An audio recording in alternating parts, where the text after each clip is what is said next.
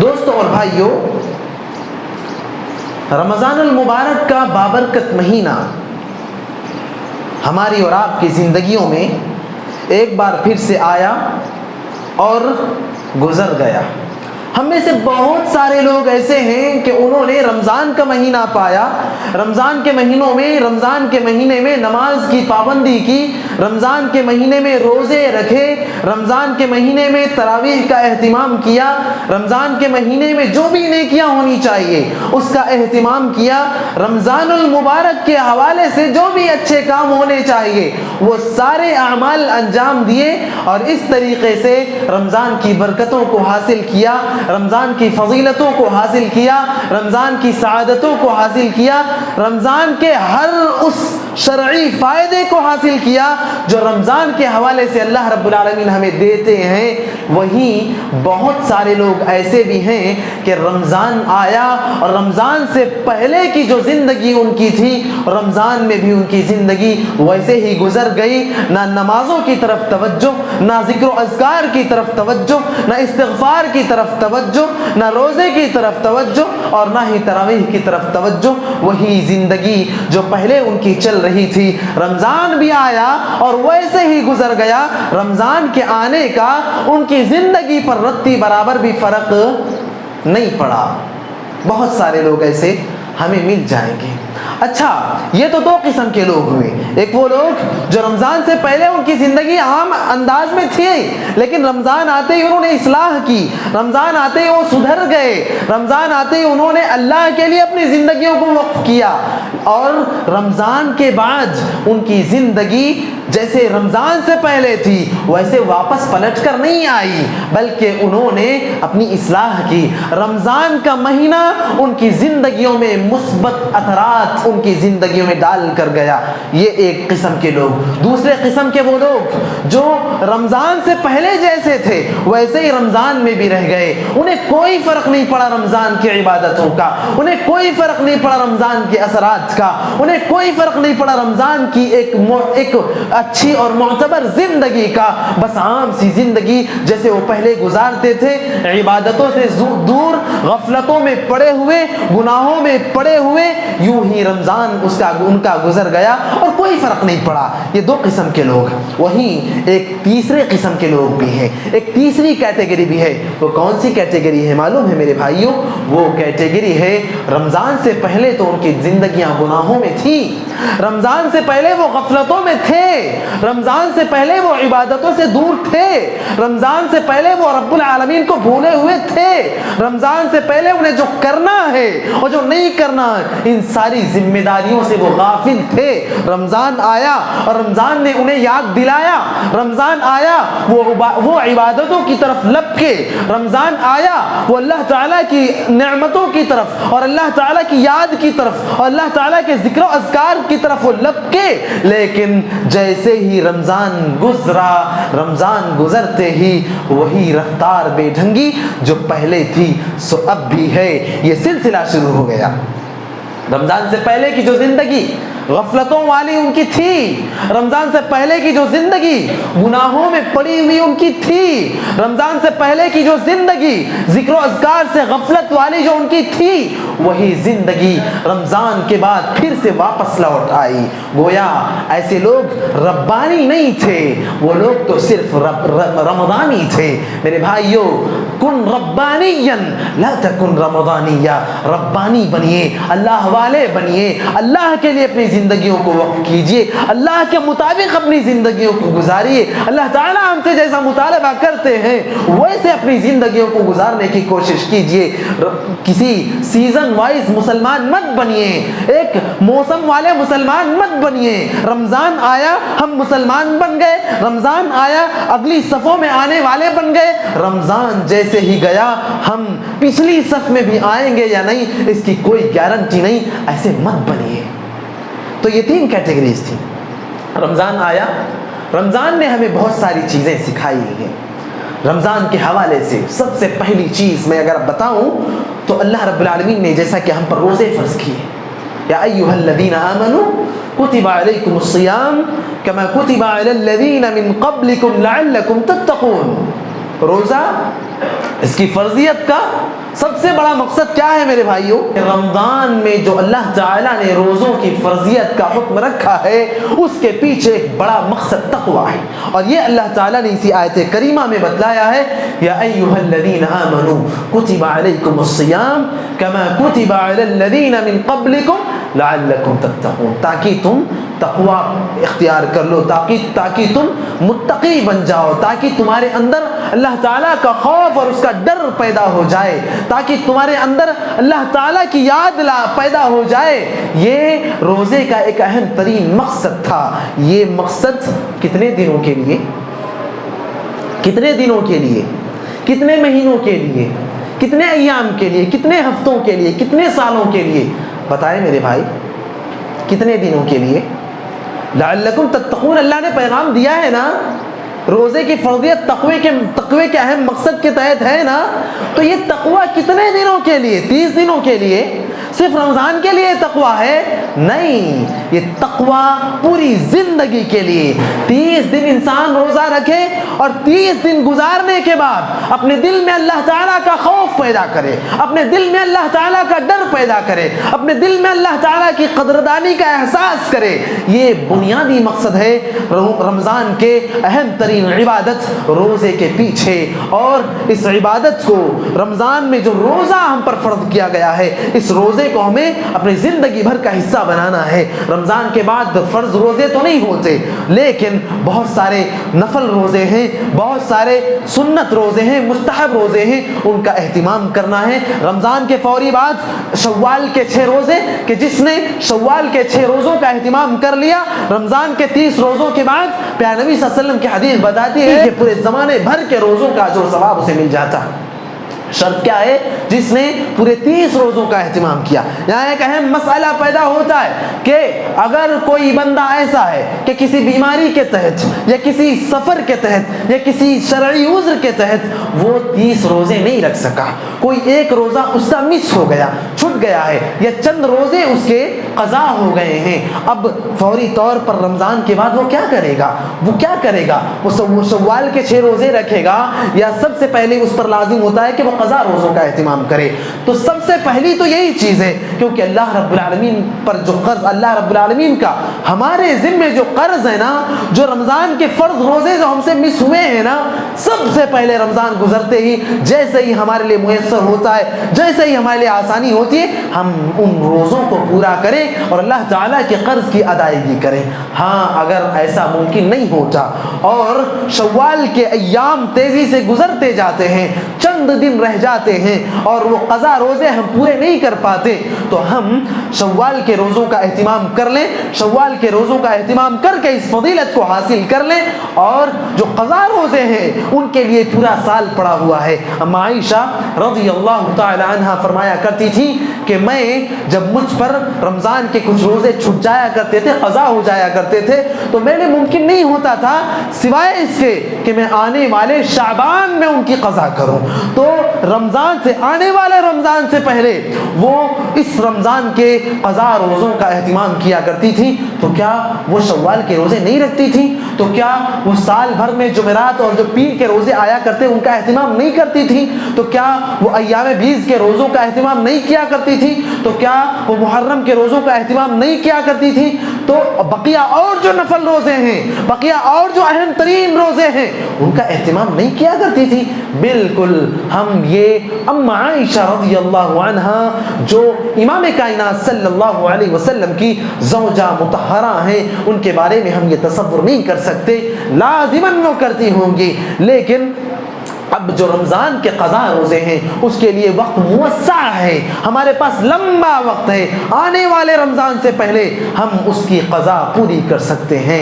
اس لیے رمضان گزرتے ہی ہمیں سب سے پہلے شوال کے روزوں کا اہتمام کرنا ہے، اور پھر روزوں کے پیچھے جو بنیادی مقصد ہے، سال بھر جو اہم ترین مواقع پر روزے ہیں ان کا اہتمام کر کے روزے کے پیچھے جو مقصد ہے تقوی، ہم اس مقصد کو حاصل کریں گے۔ اسی طریقے سے ایک اہم ترین مقصد نفس پر کنٹرول ہے۔ روزے دار روزہ رکھتا ہے، روزے دار روزہ رکھتا ہے، اپنی بھوک اور پیاس کا کنٹرول کرتا ہے، اپنی شہوت کا اور اپنی نفسانی خواہشات پر کنٹرول کرتا ہے، سامنے دسترخوان بچھائے، افطار کا پورا سامان اس پر یعنی منتشر ہے، افطار کا سارا سامان اس پر سجا ہوا ہے، قسم قسم کے میوہ جات ہیں، قسم قسم کے پھل فروٹ ہے، قسم قسم کی نعمتیں ہیں، انسان روزے میں ہے، وہ اپنے نفس پر کنٹرول کرتا ہے۔ روزے دار جب وضو کرنے جاتا ہے اپنے منہ میں کلی کرنے کے لیے پانی لیتا ہے، اگر وہ چاہے تو چند گھونٹ قطرے، چند گھونٹ وہ اپنے حلق کے نیچے اتار کر اپنے جو حلق سوکھ رہا ہے اس کو تر کر لے، اپنی پیاس کو بجھا لے، لیکن نہیں، وہ اپنے نفس پر کنٹرول کرتا ہے، وہ تقوی اختیار کرتا ہے، اللہ تعالیٰ کو یاد کرتا ہے، اپنے نفس پر کنٹرول کرتا ہے، اور وہ ایسا نہیں کرتا۔ اس لیے رمضان کا یہ مہینہ ہمیں نفس پر کنٹرول کا بھی بہت اہم پیغام دیتا ہے۔ نفس پر کنٹرول، غصے پر کنٹرول، اسی طریقے سے ہر اہم موقع پر جہاں بھی ممکن ہے، جہاں بھی یہ ضرورت پڑے، ہم اپنے آپ پر کنٹرول کریں، ہم اپنی زبان پر کنٹرول کریں، ہم اپنے ہاتھوں پر کنٹرول کریں، ہم اپنے جذبات پر کنٹرول کریں، ہم اپنے نفس پر کنٹرول کریں، اپنے نفس کو خالص اللہ رب العالمین کے لیے کر لیں، ہم اپنے نفس کو ہم اپنے خواہشات کو خالص اللہ رب العالمین کے نبی جناب محمد رسول اللہ صلی اللہ علیہ وسلم کی لائی ہوئی شریعت اسلامیہ مطہرہ کے مطابق کر لیں، اپنے آپ پر کنٹرول کریں، اپنے نفس پر کنٹرول کریں۔ یہ رمضان کا ایک اہم پیغام اور ایک اہم سبق جو ہمیں ملتا ہے، سال بھر ہمیں اس سبق کو یاد کرنا ہے اور اس سبق کو لے کر چلنا ہے، اپنی زندگی کا حصہ بنانا ہے۔ اسی طریقے سے رمضان کا مہینہ آتا ہے، رمضان کے مہینے میں اللہ رب العالمین ہمیں روزوں کی فرضیت کا پیغام دیتے ہیں، اور روزے جو ہم پر فرض ہوتے ہیں، روزوں کا جب ہم اہتمام کرتے، صبح ہم سحری کرتے ہیں، شام تک مغرب تک ہم کچھ بھی نہیں کھاتے، ہم شدید بھوک ہو، سخت گرمی ہو، شدت سے بھوک ہو، پیاس ہو، کچھ بھی ہو، کیسی بھی حالت ہو جائے، ہم اپنی بھوک پر اور اپنی پیاس پر کنٹرول کرتے ہیں۔ ہمیں بھوک کا احساس ہوتا ہے، ہم اس بھوک اور اس پیاس کے بعد ہمیں اپنے غریب مسلمان بھائیوں کی ضرورتوں کا احساس کرنا چاہیے۔ ہم تھوڑی دیر کے لیے یا رمضان کے 30 دنوں کے لیے ہم روزے رکھتے ہیں، اور کچھ وقت کے لیے ہم بھوک اور پیاس کو چھوڑ دیتے ہیں، اپنی خواہشات کو چھوڑ دیتے ہیں، اور پھر ہمیں اس بات کا شدت سے احساس ہونا چاہیے کہ ہم میں بہت سارے ایسے لوگ ہیں جو ہم تو صرف 30 دنوں کے لیے کام کرتے ہیں، پورا کا پورا سال ان کا ایسا ہی جاتا ہے، انہیں 2 وقت کی روزی روٹی میسر نہیں ہوتی، انہیں اپنے پیٹ بھرنے کا صحیح انتظام نہیں ہوتا، انہیں صحیح اپنی ضرورتوں کے پورے کرنے کا صحیح انتظام نہیں ہوتا، اور پھر ہمیں ان روزوں کے ساتھ ہمیں یہ اہم ترین پیغام ملتا ہے کہ ہم ان غریب مسلمان بھائیوں کی ضرورتوں کا، ان غریب مسلمان بھائیوں کی بھوک اور پیاس کا، ان غریب مسلمان بھائیوں کے مسائل اور پریشانیوں کا شدت سے احساس کریں، اور ان کی ضرورتوں کو پورا کرنے کی کوشش کریں۔ پیارے نبی صلی اللہ علیہ وسلم نے فرمایا، من نفس عن مؤمن کربۃ من کرب الدنیا نفس اللہ عنہ کربۃ من کرب یوم القیامہ۔ جو مسلمان بھائی، جو مومن، من نفس عن مؤمن کربۃ من کرب الدنیا، جو مومن، جو صاحب ایمان کسی مسلمان بھائی کی اس پر جو ہے سختیوں کو آسان کرتا ہے، اس کی پریشانیوں کو دور کرتا ہے، اس کی تکلیفوں کو دور کرتا ہے، اس کی ضرورتوں کا احساس کر کے ضرورتوں کو پورا کرنے کا انتظام کرتا ہے، پیارے نبی صلی اللہ علیہ وسلم کی اس حدیث کے مطابق کل قیامت کے دن اللہ رب العالمین ہماری مشکلوں کو اس دن آسان کریں گے، ہماری پریشانیوں کو اللہ رب العالمین اس دن آسان کریں گے۔ من نفس عن مؤمن کربۃ من کرب، ایک مشکل بھی اگر ہم کسی مسلمان بھائی کی ایک مشکل بھی آسان کر دیتے ہیں، ایک پریشانی بھی دور کر دیتے ہیں، اللہ رب العالمین اس دنیاوی مشکل دور کرنے کے نتیجے میں کل قیامت کے دن ہماری مشکل کو دور کریں گے۔ میرے بھائی اور دوستو، اسی کے ساتھ جب بھوک اور پیاس کی بات آتی ہے، جب ضرورتوں کی بات آتی ہے، تو ہمیں یہ بات بھی یاد رکھنی چاہیے، اللہ رب العالمین کل قیامت کے دن ہم سے کہیں گے، میں کل کے دن بھوکا تھا، میں تیرے دروازے پہ آیا تھا، میں نے تجھ سے کھانا مانگا تھا، تو نے مجھے کھانا نہیں دیا۔ بندہ کہے گا، اللہ تو کائنات کا پروردگار ہے، تجھے کیسے بھوک لگ سکتی ہے؟ پھر بندے سے اللہ تعالیٰ کہیں گے کہ بندے میں پیاسا تھا، میں نے تجھ سے پانی مانگا تھا، تو نے مجھے پانی نہیں دیا۔ بندہ کہے گا، اللہ تو पूरी कायनात का परवरदिगार है, तुझे कैसे प्यास लग सकती है? अल्लाह ताला कहेगा बंदे मैंने तेरे दरवाजे पर एक भूखे को भेजा था, एक प्यासे को भेजा था, एक जरूरतमंद को भेजा था, तूने उसकी जरूरत को पूरी नहीं किया, तूने उसकी भूख का ख्याल नहीं किया, तूने उसे उस प्यासे को पानी नहीं पिलाया।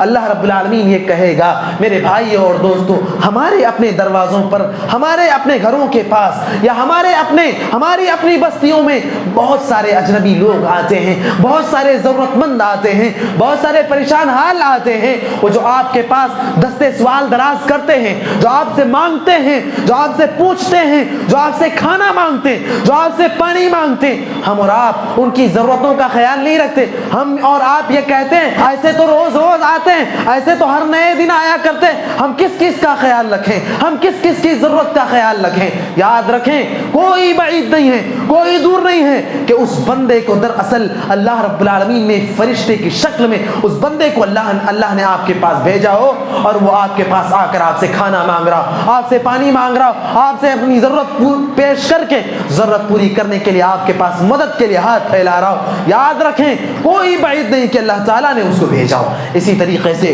कल क़यामत के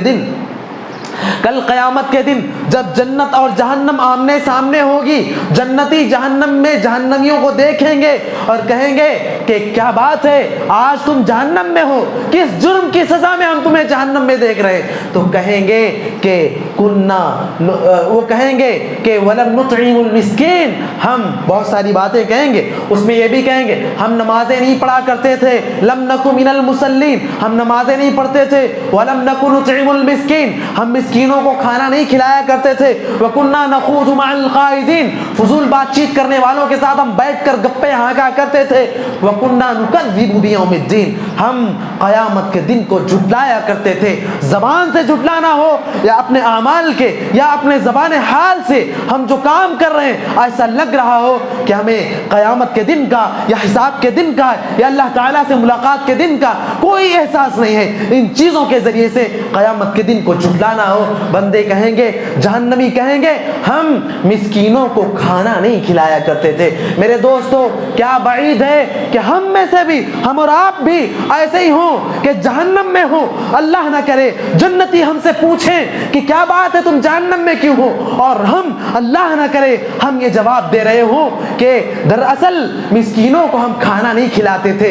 इस जुर्म की सजा में अल्लाह ताला ने आज हमें जहन्नम में डाल रखा है। इसलिए रमजान का महीना गुजरा है, रमजान में हमने रोजे रखे हैं, दिन भर हम भूखे रहते थे, अल्लाह के लिए भूखे रहते थे, और भूखे रहकर अल्लाह ने हमें ऐसे गरीबों की गुर्बत का एहसास दिलाया है, ऐसे परेशान हालों के परेशानी का एहसास दिलाया है, ऐसे भूखों की भूख का एहसास दिलाया है, ऐसे प्यासों की प्यास का एहसास दिलाया है। जरूरत इस बात का है कि हम अपने इस एहसास को पूरे साल बल्कि पूरी जिंदगी अपने इस एहसास को जिंदा रखें और गरीबों की ज़रूरत का ख्याल करें, उनकी मदद करें, और ऐसे उनकी मदद करें कि हमारा बायां हाथ भी न जान सके कि इस दाहिने हाथ ने क्या खर्च किया है।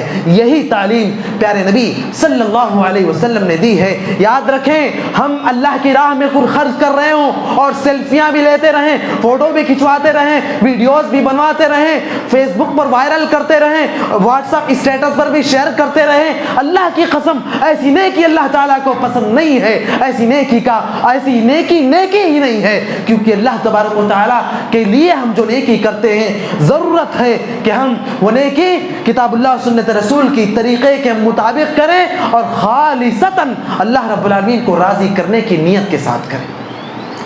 दोस्तों और भाइयों, इसी के साथ रमज़ान के महीने में हमने जो रोज़े रखे हैं, रोज़े में हमें एक अहम तरीन पैगाम मिलता है ज़बान पर कंट्रोल का।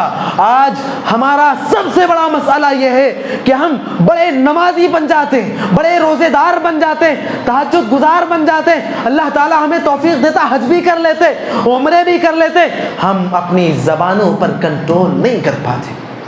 ہم اپنی زبانوں پر کنٹرول نہیں کر پاتے. کبھی کسی کی غیبت کر رہے ہیں, کبھی کسی کی برائی کر رہے ہیں, کبھی کسی کے خلاف سازشی باتیں کر رہے ہیں, کبھی کسی کے خلاف اس کی عیب کو بیان کرتے پھر رہے ہیں. اللہ کی قسم یاد رکھیں, زبان پر ہم کنٹرول کریں. رمضان کا یہ مہینہ اور رمضان کے مہینے میں ہم نے جو روزے رکھے ہیں یہ ہمیں بہت بڑا پیغام دیتا ہے.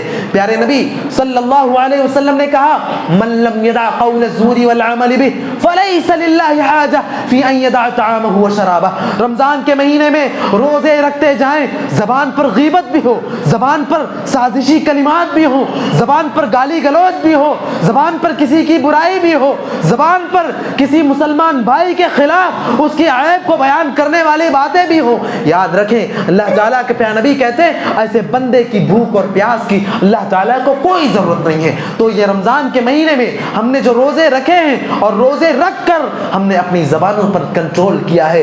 جب بھی کسی بندے نے ہمیں گالی دی, ہم اپنی زبان پر کنٹرول کر لیے. ہم نے کہا بھائی ہم روزے سے ہیں, ہم ابھی آپ کی گالی کا جواب نہیں دے سکتے. ہمارے اوپر کسی نے ہاتھ اٹھایا, ہم نے فوراً اپنی زبان پر کنٹرول کیا, ہم نے اپنے ہاتھوں پر کنٹرول کیا, یہ جواب دیا کہ ہم اپنے ہاتھوں کو بھی استعمال میں نہیں لا سکتے, ہم آپ کے اس جرم کا جواب ابھی نہیں دے سکتے, ہم اللہ کے لیے روزے کی حالت میں ہیں. اور اس طریقے سے ہم نے رمضان کا مہینہ گزارا ہے. تو رمضان کے مہینے میں ہم نے یہ جو پیغام حاصل کیا ہے, یہ جو سبق حاصل کیا ہے, ضرورت اس بات کی ہے کہ پورا سال بلکہ پوری زندگی ہماری ایسی ہونی چاہیے. اللہ کے نبی صلی اللہ علیہ وسلم ایمان کا حوالہ دیتے ہوئے کہتے ہیں من کان یؤمن باللہ والیوم الآخر فلیقل خیرا او لیصمت. تم میں جو اللہ پر اور آخرت کے دن پر ایمان رکھتا ہے اسے چاہیے کہ وہ اپنے زبان پر کنٹرول کرے. وہ بات کرے تو اچھی بات کرے ورنہ خاموش رہے, وہ بات کرے تو سچی بات کرے ورنہ چپ رہے. زبان پر کنٹرول کا پیغام ہمیں رمضان کے روزوں سے ملتا ہے. اور اسی طریقے سے پیارے نبی صلی اللہ علیہ وسلم سے حضرت معاذ بن جبل رضی اللہ عنہ سوال کرتے ہیں کہ اللہ کے رسول, کیا ہم اپنی زبان کی وجہ سے یا جو کچھ ہم بولتے ہیں, جو کچھ ہم بیان کرتے ہیں, اس کی وجہ سے بھی کل قیامت کے دن ہماری گرفت ہوگی, ہم سے باز پرس ہوگی, ہماری پکڑ ہوگی, ہم سے پوچھا جائے گا؟ اللہ کے نبی صلی اللہ علیہ وسلم نے کہا کہ بالکل زبان کی وجہ سے اللہ رب العالمین کل کے دن ہمارے جنتی اور جہنمی ہونے کا فیصلہ کریں گے. اب اگر ہماری زبان اچھی ہے, ہم نے خیر کے کلمات میں بھی اپنی زبان کا استعمال کیا ہے, ہم نے دعوت کی باتوں میں اپنی زبان کا استعمال کیا ہے, اپنی زبان پر ہم نے اللہ کا ذکر رکھا ہے, اپنی زبان پر ہم نے اللہ کو یاد کرتے ہوئے اپنی زبان کا استعمال کیا ہے, کسی کی غیبت نہیں کی, کسی کی برائی نہیں کی, کسی کے خلاف سازشیں نہیں کی, کسی کی برائی کسی دوسرے بھائی کے پاس نہیں کرتے رہے, کسی کی عیب ڈھونڈنے میں ہم نے اپنی زبان کا استعمال نہیں کیا, تو یاد رکھیں انشاءاللہ تعالی کل قیامت کے دن ہمارے جنتی ہونے کا فیصلہ اللہ رب العالمین کرنے والے ہیں. ورنہ ہم جہنم میں جلنے کے لیے, اللہ نہ کرے ہم جہنم میں جلنے کے لیے اپنے آپ کو تیار کر لیں. پیارے نبی صلی اللہ علیہ وسلم ایک اور حدیث میں فرماتے ہیں من یضمن لی ما بین لحییہ وما بین رجلیہ اضمن لہ الجنہ, جو مجھے اپنی زبان اور اپنی شرمگاہ کی ضمانت دے دے, یعنی زبان کا صحیح استعمال کرنے کا وعدہ کر لے, شرمگاہ کی صحیح استعمال کا وعدہ کر لے, کل قیامت کے دن میں اس کے جنتی ہونے کی ضمانت دیتا ہوں. اور پیارے نبی صلی اللہ علیہ وسلم جس بات کا وعدہ کر لیں دراصل وہ اللہ کا وعدہ ہے, اور اللہ رب العالمین کبھی اپنے وعدے سے مکرتا نہیں, کبھی اپنے وعدے سے وعدہ خلافی نہیں کرتا رب العالمین. اس لیے میرے بھائیو زبان پر کنٹرول کریں, زبان کا صحیح استعمال کریں, کسی کی غیبت نہ کریں, کسی کے خلاف سازشیں نہ کریں, کسی کی برائی اگر آپ دیکھتے ہیں اس کے سامنے اس کو ٹوکیں, اس کے سامنے اس کی اصلاح کریں, کہیں کہ میرے بھائی آپ نماز میں ایسا کر رہے تھے, آپ کو ایسا نہیں کرنا چاہیے تھا, کہیں کہ آپ ایسا آپ کے پاس ہم نے دیکھی آپ ایسی غلطی کر رہے تھے, آپ کو ایسا نہیں کرنا چاہیے تھا. اگر آپ مجمع میں کسی کی غلطی کو دیکھیں تو اسے ایسے ٹوکیں کہ کسی کو احساس بھی نہ ہو, ہے نا, یہ انداز ہونا چاہیے. یہ پیارے نبی کا انداز تھا, یہ طریقہ ہونا چاہیے. ہم کسی کے خلاف غیبت نہ کریں, کسی کے خلاف سازش نہ کریں, اپنی عاقبت نہ خراب کریں. اپنی زندگی کا جو بنیادی مقصد ہے, ہم اس لیے اعمال کرتے ہیں, ہم اس لیے نیکیاں کرتے ہیں, ہم اس لیے اللہ کی عبادتیں کرتے ہیں کہ اللہ رب العالمین کل قیامت کے دن ہمارے جنتی ہونے کا فیصلہ کر لے, ہے نا. اسی لیے ہم عبادتیں کرتے ہیں. تو ہم اپنی عاقبت نہ خراب کر لیں, اپنی زبان پر کنٹرول کریں. یہ رمضان کے مہینے میں ہمیں اہم ترین پیغام ملتا ہے. اسی طریقے سے وقت کی اہمیت کا پیغام رمضان کے مہینے میں. میرے بھائیو, رمضان کے مہینے میں افطار کا وقت جب ہوا کرتا تھا, آدھا گھنٹہ 1 گھنٹہ پہلے سے بہت سارے لوگ, گھر کی خواتین, ہے نا, سارا افطار کا انتظام, سارے وہ بھونڈے بھجی ساری چیزیں, سارا انتظام کر کے دسترخوان پر سجا دیا کرتی تھیں. اور ہمارے ہاتھ میں واچ, ہمارے ہاتھ میں موبائل فون پر ہماری نظر وقت پر, ٹائم پر, ایک ایک منٹ کا حساب. اب وقت ہوا, ایک ایک منٹ کا احساس, ایک ایک منٹ کا حساب کرتے تھے کہ نہیں. سو کر جب اٹھتے تھے, فجر کے بعد جب سوتے تھے اور ظہر سے پہلے جب سو کر اٹھتے تھے, موبائل فون کی طرف نظر جاتی تھی, حساب لگاتے تھے ابھی افطار میں کتنا ٹائم بچا ہے. غلط کہہ رہا ہوں میں؟ صحیح بات ہے کہ نہیں؟ بولیے بھائی, صحیح بات ہے کہ نہیں ہے؟ میں نہیں سن پا رہا ہوں آپ کے جواب کو. صحیح بات ہے. ہم جب سو کر اٹھتے تھے, ایک ایک وقت کا, ایک ایک منٹ کا, ایک ایک لمحے کا حساب لگاتے تھے. نمازوں کے لیے بھی اگر ایسا ہی ہو جائے, ایک ایک منٹ کا احساس. ظہر کے بعد جب ہم نماز سے فارغ ہوں, موبائل فون ہمارے نظروں کے سامنے ہو, وقت دیکھیں اور ذہن میں یہ بات ہو کہ عصر کی نماز میں اتنے گھنٹے اتنے منٹ اور بچیں. تھوڑی دیر کے بعد پھر ہم موبائل اپنے جیب سے نکالیں اور دیکھیں کہ اتنے منٹ گزر گئے, اب اتنے منٹ اور بچیں. ہے کوئی بندہ ایسا؟ ہاتھ اٹھائیں اگر کوئی ہے تو. میرے بھائی, میں نہیں کہتا کہ کوئی نہیں, بالکل میں نہیں کہتا, کیونکہ کسی کے دل میں ہم نہیں پہنچ سکتے. یقیناً ہوں گے, اور چونکہ یہ عمل اللہ کے لیے وہ کرتے ہیں اس لیے چھپاتے ہوں گے. لیکن اکثریت ہماری ایسی ہے کہ نمازوں کی یہ پابندی ہمارے پاس نہیں ہے, وقت کا یہ احساس ہمارے پاس نہیں ہے. افطار کے لیے تو تھا لیکن نمازوں کے لیے نہیں, بقیہ عبادات کے لیے نہیں, بقیہ معاملات کے لیے نہیں. اللہ کے واسطے وقت کا خیال رکھیں, وقت کی پابندی کریں. زندگی کا ایک ایک لمحہ اہم ہے, ایک ایک سیکنڈ, ایک ایک منٹ اہم ہے. یاد رکھیں, اگر ہم اپنے زندگی کے کچھ اوقات کو یوں ہی ضائع کر دیتے ہیں, جب ہم سے کہا جاتا بھائی نمازوں کی پابندی شروع کرو, کہتے ہیں ارے ابھی تو زندگی باقی ہے, بڑھاپا آئے گا, داڑھی بھی رکھیں گے, نمازیں بھی پڑھیں گے, دیندار بن جائیں گے, مسجد میں چمٹ کر رہ جائیں گے.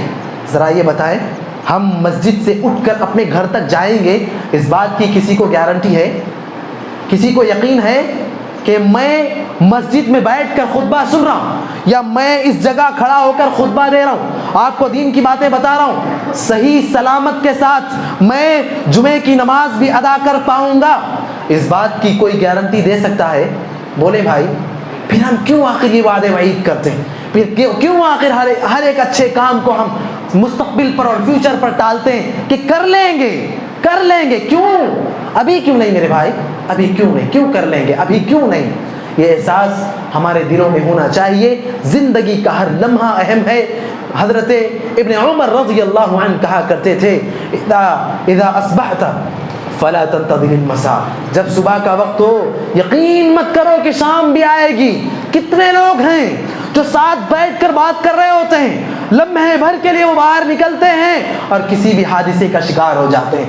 چند منٹوں کے بعد ہمیں پیغام ملتا ہے کہ فلاں بھائی جو ابھی ہمارے ساتھ مسکرا کر, ہنس کر, مذاق کرتے ہوئے اچھے انداز میں خندہ پیشانی کے ساتھ بات چیت کر رہے تھے, انا للہ و انا الیہ راجعون, اب وہ ہم میں نہیں رہے. کیا ہم نے ایسے پیغامات نہیں سنے؟ کیا ہم نے ایسے میسیجز نہیں سنے؟ کیا ہم چاہتے ہیں کہ سنیں تبھی جب جا کر ہماری اصلاح ہوگی؟ ہم چاہتے ہیں کہ ہمارے ساتھ یہ حادثہ ہو, یا ہمارے گھر میں کسی ہمارے بھائی کے ساتھ یہ بات ہو, یہ واقعہ ہو, تبھی جا کر ہم اصلاح کریں گے؟ کیا ہم اسی بات کے انتظار میں ہیں؟ کیا ہم اسی چیز کے لیے منتظر ہیں؟ یقین جانیں, میرے اپنے رشتہ داری کا ایک واقعہ میں بتاتا ہوں. ایک صاحب, ان کا گھر بالکل سڑک سے بالکل ملا ہوا, ان کے گھر پہ ایک مہمان آتے ہیں, اور گھر والے ان سے کہتے ہیں ذرا جائیے کچھ مہمان کے لیے کچھ لے آئیے. ظاہر سی بات ہے مہمان آتے ہیں, کچھ انتظامات ان کے لیے کرنا ہوتا ہے, مہمان کے لیے وہ لینے کے لیے کچھ سامان. ایسا گھر سے قدم نکالتے ہیں, ایک تیز رفتار آنے والی گاڑی, ایک تیز رفتار آنے والی ٹو ویلر گاڑی انہیں ٹکر مارتی ہے, اور اسی وقت وہ جو ہے ان پر موت طاری ہو جاتی ہے. اسی وقت اللہ رب العالمین کے وہ پیارے ہو جاتے ہیں. میرے بھائی, کیا ہم اپنی زندگیوں کے بارے میں ہم گارنٹی دیے ہوئے کہ نہیں ابھی موت نہیں آئے گی, ابھی بڑھاپا آئے گا, ابھی ہم بڑے ہوں گے, ابھی ہمارا مستقبل آئے گا, ابھی ہمارا فیوچر ہوگا؟ یقین جانے ہم اس بات کی بالکل گارنٹی نہیں دے سکتے. ہم مسجد سے نکلیں اور سیم ہمارے ساتھ ایسا ہی حادثہ ہو جائے, اللہ نہ کرے ہو, لیکن ہو سکتا ہے, پاسبل ہے, ممکن ہے. اس لیے اٹھنے سے پہلے ان باتوں کا احساس کر لیں, ان باتوں کا عزم کر لیں کہ ہمیں رمضان سے جو سبق ملا ہے اس سبق کو ہم زندگی بھر کے لیے یاد رکھیں گے. اللہ کے نبی صلی اللہ علیہ وسلم یہ تعلیم دیا کرتے تھے, احب الاعمال الی اللہ ادومها وان قل. اللہ تعالیٰ کے پاس سب سے پسندیدہ اعمال وہ ہیں جس پر بندہ دوام برتتا ہے, کہ ایک بار کر لیا ایسا نہیں, زندگی بھر کے لیے ان اعمال کو انجام دیتا ہے. سب سے محبوب اور سب سے اچھے اعمال اللہ رب العالمین کے پاس یہی ہیں. اور اس کے بعد ایک اور حدیث میں پیارے نبی صلی اللہ علیہ وسلم کی وفات کا معاملہ لے لیجئے. پیارے نبی صلی اللہ علیہ وسلم کی وفات کا معاملہ جب پیش آتا ہے, حضرت ابو بکر صدیق رضی اللہ عنہ مسجد نبوی کے اندر تشریف لاتے ہیں, سارے لوگوں کو بلایا جاتا ہے, وہاں پر کھڑے ہو کر کہتے من کانا ایھا الناس, ایک قرآن مجید کی ایک آیت کریمہ پڑھتے ہیں کہ وما محمد الا رسول, محمد تو بس اللہ کے پیغمبر تھے. افإن مات او قتل, کیا محمد صلی اللہ علیہ وسلم وفات پا جائیں یا شہید کر دیے جائیں, انقلبتم علی اعقابکم, تم اپنے دین سے پلٹ جاؤ گے, تم اپنے دین سے پھر جاؤ گے, تم اعمال کرنے سے پھر جاؤ گے, تم نمازوں سے غافل ہو جاؤ گے, تم روزوں سے غافل ہو جاؤ گے, تم تلاوت قرآن سے غافل ہو جاؤ گے. اللہ رب العالمین نے اس آیت کریمہ میں کہا افإن مات او قتل انقلبتم علی اعقابکم ومن ينقلب علی عقبیہ فلن یضر اللہ شیئا. جو پھر بھی جائے, جو غافل بھی ہو جائے رمضان کے جانے کے بعد یا پے نبی کی وفات کے بعد, اور اب ہمارے لیے جو چیز ہے رمضان کے جانے کے بعد, جو دین سے پلٹ جائے, جو دین سے پھر جائے, جو روزوں سے غافل ہو جائے, جو نمازوں سے غافل ہو جائے, جو دین پر عمل سے غافل ہو جائے, یقین جانے انقلبتم علی اعقابکم ومن ينقلب علی عقبیہ فلن یضر اللہ شیئا. اللہ رب العالمین کا رتی بھر بھی وہ نقصان نہیں کر سکتا. اس کے بعد حضرت ابو بکر رضی اللہ عنہ, بس یہ جملہ کہہ کر میں خطبے کو ختم کروں گا, یہ پیغام دیتے ہیں کہ ایھا الناس, اے لوگو, من کان منکم یعبد محمدا صلی اللہ علیہ وسلم فإن محمدا صلی اللہ علیہ وسلم قد مات. لوگو, جو تم میں سے جناب محمد رسول اللہ صلی اللہ علیہ وسلم کی عبادت کر رہا تھا, یا اس لیے اللہ کی عبادت کر رہا تھا کہ میرے نبی زندہ ہے, میرے نبی نے اس بات کا حکم دیا ہے, صرف اس لیے نبی کا دل رکھنے کے لیے وہ دین پر عمل کر رہا تھا, یاد رکھنا چاہیے فإن محمدا صلی اللہ علیہ وسلم قد مات, محمد صلی اللہ علیہ وسلم وفات پا چکے ہیں. ومن کان منکم یعبد اللہ فهو حی لا يموت, تو اور تم میں سے جو اللہ کی عبادت کرتا تھا اسے یاد رکھنا چاہیے کہ اللہ رب العالمین باحیات ہے, زندہ ہے, اسے کبھی بھی موت نہیں آ سکتی. تو میرے بھائیوں, میں آپ کو یہ پیغام دینا چاہتا ہوں, رمضان میں جو رب تھا جس کے لیے ہم عبادتیں کرتے تھے, رمضان میں جس کے لیے ہم نمازیں پڑھتے تھے, رمضان میں جس رب کے لیے ہم روزے رکھتے تھے, رمضان میں جس رب کے لیے ہم تراویح کی نمازیں ادا کرتے تھے, رمضان میں جس رب کا ہم ذکر و اذکار کرتے تھے, رمضان میں جس رب کے آگے ہم ہاتھ اٹھا کر روتے اور گڑ گڑاتے تھے, دعائیں کرتے تھے, وہ رب ابھی بھی زندہ ہے, وہ رب وفات نہیں پا سکتا, اس رب کو کبھی بھی موت نہیں آ سکتی. وہ حی لا یموت. اس لیے پیارے نبی صلی اللہ علیہ وسلم سے جب ایک شخص نے سوال کیا کہ مجھے سب سے اچھا عمل بتلائیے, آپ نے کہا قل آمنت باللہ ثم استقم, کہہ دیجئے کہ میں اللہ پر ایمان لایا اور اس بات پر جم جائیے. ایمان کے جو تقاضے ہیں, ایمان لانے کے بعد ہماری جو ذمہ داریاں ہیں, ان ذمہ داریوں کو ادا کیجئے. یہ چند اہم باتیں تھیں جو میں آپ کے پاس پوائنٹس کی شکل میں پیش کیا ہوں، آپ کی خدمت میں لے کر آیا تھا اور پوائنٹس کی شکل میں آپ کی خدمت میں رکھا ہوں۔ امید کرتا ہوں کہ اہم ترین پیغامات تھے جو میں نے آپ کے ساتھ شیئر کیا ہے۔ اللہ تبارک و تعالیٰ سے میں دعا کرتا ہوں کہ الہ العالمین ہمیں کہنے اور سننے سے زیادہ عمل کرنے کی توفیق عطا فرما دے۔ الہ العالمین رمضان میں اگر ہم سے غفلتیں ہوئی ہیں تو ان غفلتوں کی پورتی کے لیے، ان غفلتوں کو دور کرنے کے لیے ہمیں توفیق عطا فرما دے۔ الہ العالمین رمضان میں اگر ہم نے اچھے انداز میں زندگی گزاری ہے، تیری رضا کے لیے زندگی گزاری ہے، میری پوری زندگی تو ویسی ہی بنا دے۔ اقول قولی ھذا واستغفر اللہ لی ولکم ولسائر المسلمین من کل ذنب انہ هو الغفور الرحیم۔